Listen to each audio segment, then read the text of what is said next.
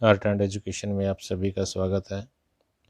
प्रिय विद्यार्थियों, आज हम करेंगे कक्षा 8वीं 7.2 एक्सरसाइज का क्वेश्चन नंबर 3।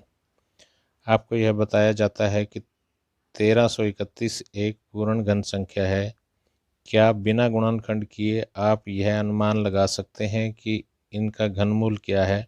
इसी प्रकार 4913, 12167, 32768 के घनमूलों का अनुमान लगाइए। तो आज मैं आपको बिना अभाज्य गुणनखंड किए आपको एक ऐसी ट्रिक बताऊंगा जिससे आप किसी भी संख्या का बिना अभाज्य गुणनखंड किए घनमूल क्या है वो निकाल सकते हैं।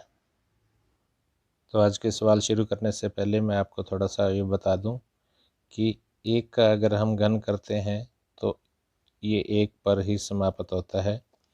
2 का घन करेंगे तो 8 होता है। 3 का घन करेंगे तो 27 आएगा और इसका लास्ट डिजिट होगा 7।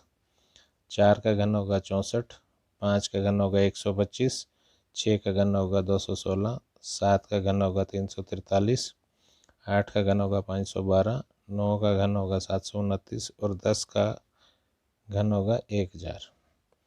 तो समस्या ये आएगी कि हम इनको याद कैसे रखेंगे।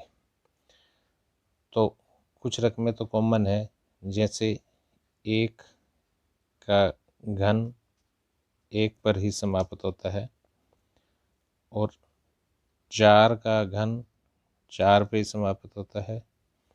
5 का घन 5 पे समाप्त होता है। 6 का घन 6 पे समाप्त होता है और इसी तरह 9 का घन 9 पे समाप्त होता है और 10 का 0 है तो ये भी 0 पे समाप्त होगा। बाकी बचे अंक 2 और 3 और 7 और 8। 2 का घन होता है 8 और 8 का होता है 2, ये दोनों इंटरचेंज है। इसी तरह 3 का होता है 7 आखिरी अंक और 7 का होता है 3। तो हमें ये कुछ ज़्यादा याद रखने की ज़रूरत नहीं है। अभी हम सवाल करेंगे तो हमें बिना घन मूल किए ही समझ में आ जाएंगे कि हमने कैसे इनका हल करना है। तो चलिए पहला सवाल लेते हैं। 1331, इसका आखिरी अंक है 1। तो 1 किसका घनमूल है? 1 का ही। तो लास्ट डिजिट तो हमारा आ जाएगा 1। अब बचा पहला अंक क्या आना चाहिए, तो हम इसमें पीछे के 3 अंक छोड़ देंगे और बाकी बचा 1। 1 जो है वो 1 और 8 के बीच में है। तो 1 और 8 के बीच में छोटा कौन सा है? 1 और 1 का घनमूल है 1। तो हमारा आंसर आ जाएगा 1 लगा देंगे तो 1331 का घनमूल आ जाएगा 11। चलिए अगला सवाल लेते हैं। 4913, इसमें देखिए पीछे का अंक 3 है तो इसमें घनमूल क्या होगा? 7। तो आखिरी अंक आ जाएगा 7 और पीछे से 3 अंक छोड़ देंगे।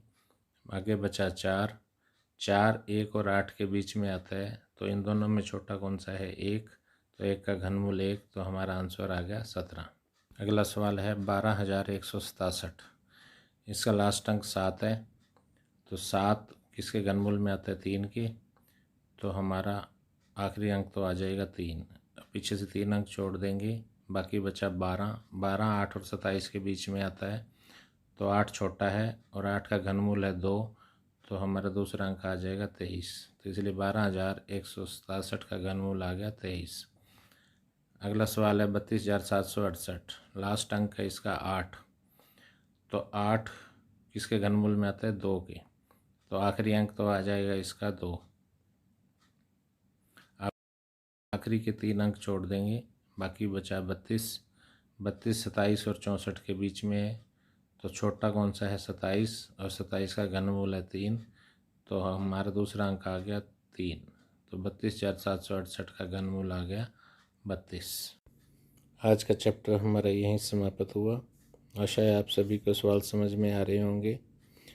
अगर अभी तक आपने हमारे चैनल को सब्सक्राइब नहीं किया है तो अभी कर लें और बेल का बटन भी दबा दें ताकि आने वाली वीडियो की जानकारी आपके मोबाइल पर तुरंत मिल सके।